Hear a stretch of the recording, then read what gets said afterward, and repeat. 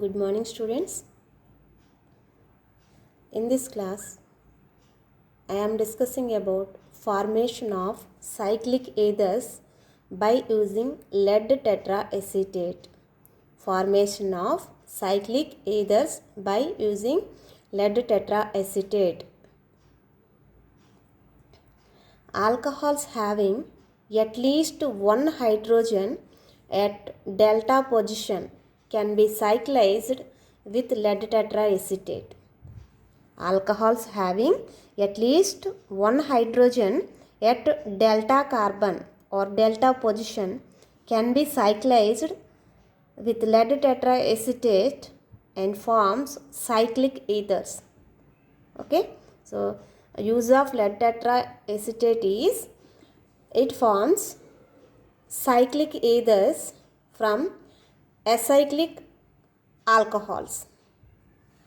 So this reaction is usually carried out at 80 degrees centigrade temperature, but also be done at room temperature if the reaction mixture is irradiated with UV light. So this reaction is usually carried out at 80 degrees centigrade. And if we irradiate the reaction mixture with UV light, the same reaction occurs even at room temperature. Okay, so by the result of this reaction, tetrahydrofurans are formed in high yield. Okay, so by using this reaction we can prepare tetrahydrofurans. So the final products are cyclic ethers. Okay, cyclic ethers that are 5-membered cyclic ethers. That means they are tetrahydrofurans. So this reaction is especially used to prepare tetrahydrofurans. Okay, so this is the general reaction for this. So this is an alcohol containing delta hydrogen. This is the hydroxy group and it is present on the carbon. This is alpha carbon. Alpha, beta, gamma, delta, and this carbon atom contains an hydrogen atom. This compound on treatment with lead tetraacetate at 80 degrees centigrade or in presence of UV light, it forms tetrahydrofuran. So let us understand the mechanism for this reaction. So what is happening in the mechanism? In the mechanism, the alcohol is treated with lead tetraacetate. Here the lead atom is attached to 4 acetate groups. So due to the presence of 4 acetate groups, this lead atom is in electron deficiency. Okay, so this lead atom is an electron deficient center. So the oxygen atom donates a lone pair of electrons to this lead atom. So out of 2 lone pair of electrons, 1 pair of electrons is donated to lead atom. Hence this oxygen atom gets positive charge and this atom gets negative charge, so that they can lose an acetate ion and a H plus ion from oxygen atom.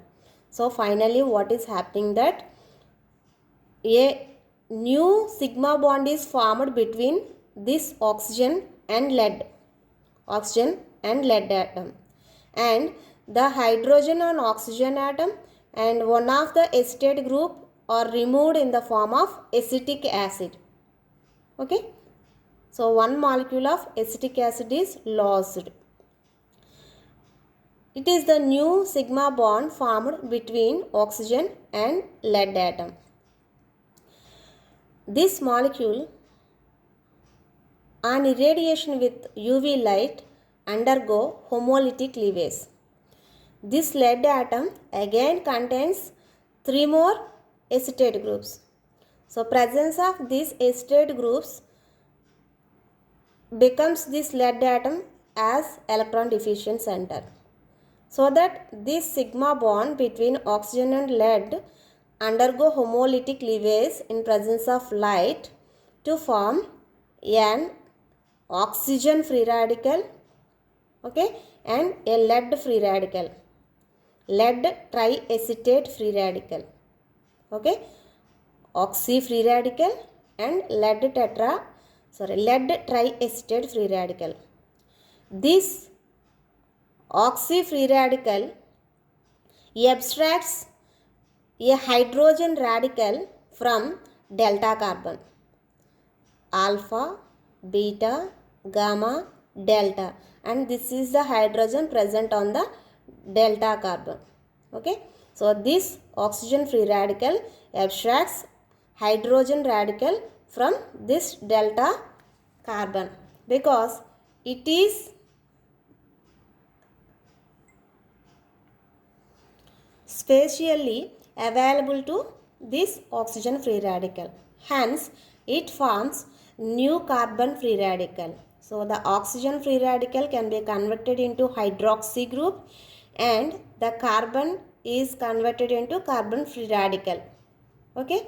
So, this carbon free radical forms a sigma bond with lead free radical which is present in the reaction mixer. Okay, so this carbon free radical forms new sigma bond with this lead free radical. So this is the new sigma bond formed between carbon and lead. Now lead is more electron deficient due to these three acetate groups. Hence the lead completely abstracts the sigma electrons between carbon and lead. So this lead atom completely gains these sigma electrons towards it. As a result, this carbon atom gets positive charge. Due to the electron deficiency, this carbon atom gets positive charge and lead gets negative charge. Okay, so to this electron deficient carbon, oxygen from hydroxy group donates a pair of electrons, donates its lone pair of electrons to this carbonium ion and forms a new sigma bond between oxygen and carbon. Okay, so by donating lone pair of electrons to this carbon atom, oxygen forms new sigma bond between oxygen and carbon. As a result, this oxygen atom gets positive charge. To neutralize its deficiency, it loses a H plus ion into the reaction mixer. So, it loses a proton to reaction mixer. At the same time, the lead triacetate anion loses an acetate group to neutralize its negative charge. Okay, so the acetate group is removed in the form of acetate anion to neutralize this negative charge. So H plus ion from this O plus ion and acetate anion from this lead triacetate anion removed. These two ions, acetate ion and H plus ion, combine to form an acetic acid.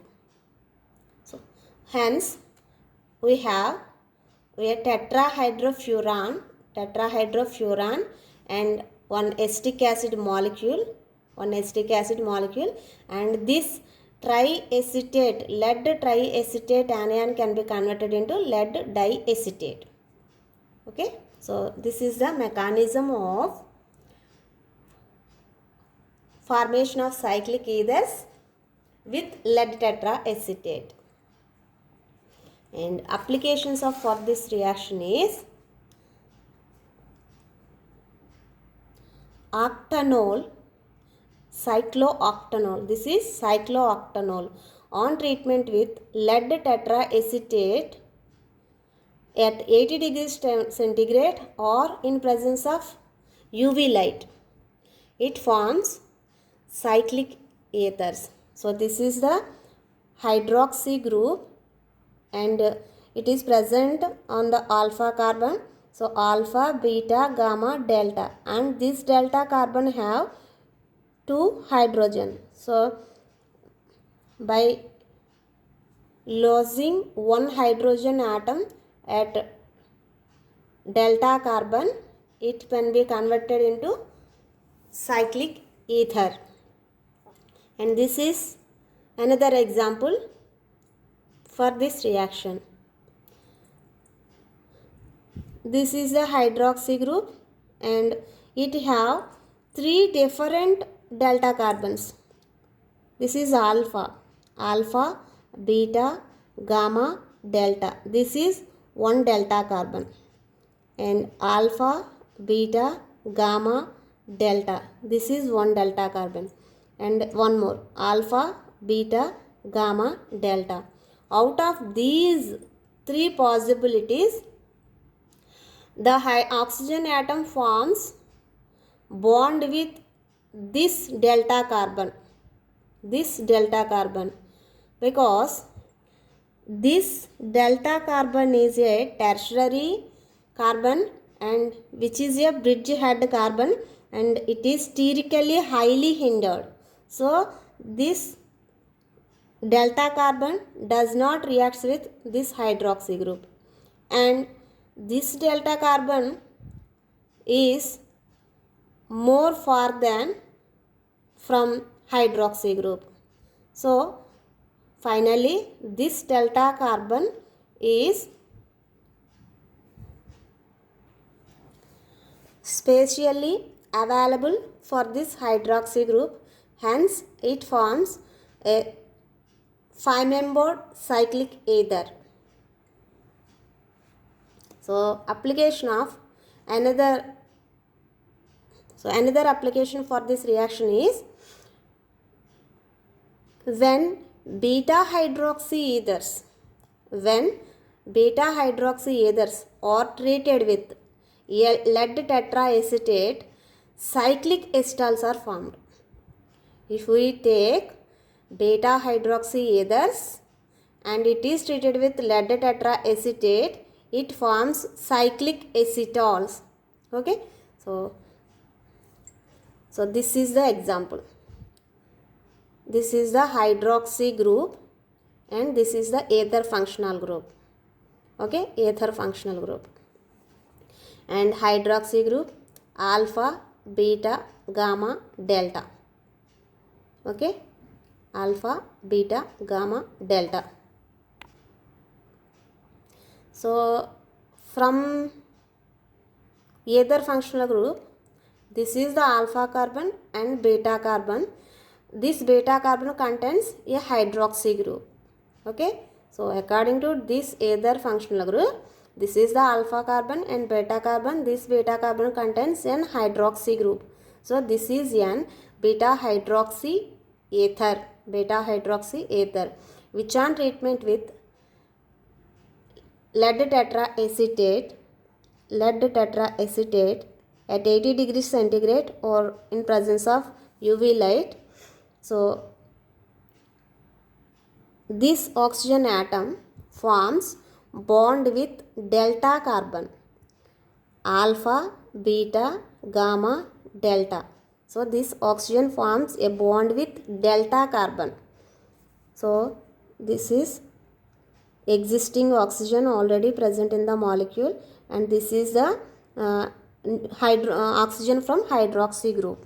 So this oxygen forms bond with delta carbon. So alpha, beta, gamma, delta. So here it forms cyclic acetals. So by using beta hydroxy ethers, we can prepare cyclic acetals. So simple example for this is this beta hydroxy ethyl methyl ether. Beta hydroxy ethyl methyl ether, which on treatment with lead tetraacetate forms simple acetal. Okay, so this is about formation of cyclic ethers by using lead tetraacetate. So condition for this reaction is alcohol must contain a delta hydrogen. Okay, so alcohols must contain a delta hydrogen, then they only undergo cyclization. So this is about formation of cyclic ethers by using lead tetraacetate. Thank you.